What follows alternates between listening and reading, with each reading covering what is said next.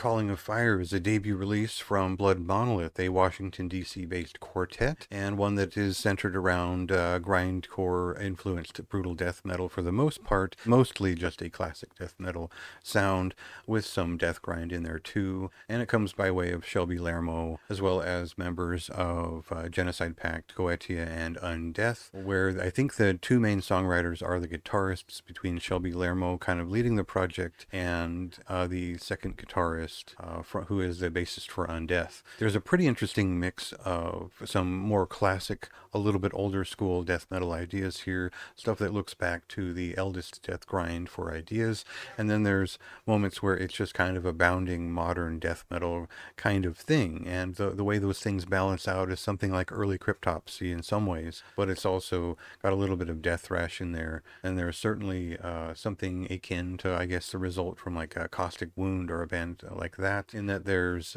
death grinding propulsion to a lot of this work. It just happens to be a bit more on the brutal side. For a 28-minute record focused on death grind, we can just kind of cut to a song and get the whole idea at once, and I'll talk a little bit more about the record after that.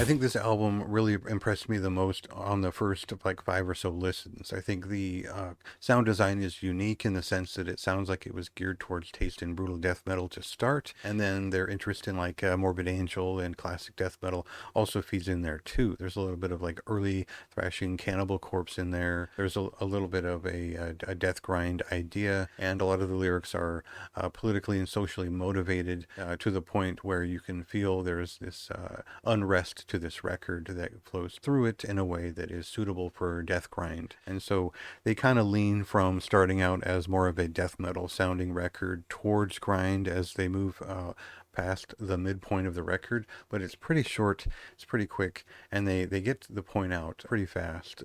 Solid record overall, tons of riffs. I think these are some of my favorite riffs from Lermo since the last Othar record, and just a solid showing from these folks. The thing that I would say is that I would be interested in where they take this foundation, because it does feel like it's cobbled together from many ideas, a lot of cooks in the kitchen, and finding a way to define it in one way or another is going to be interesting going forward, because it's a considerable foundation and one that could go in a lot of different directions. So I'm interested in that as a fan of a lot of these folks' work. Because I'd enjoyed myself so much, I gave this a high recommendation. I do think it's one of the better releases coming out on May 16th.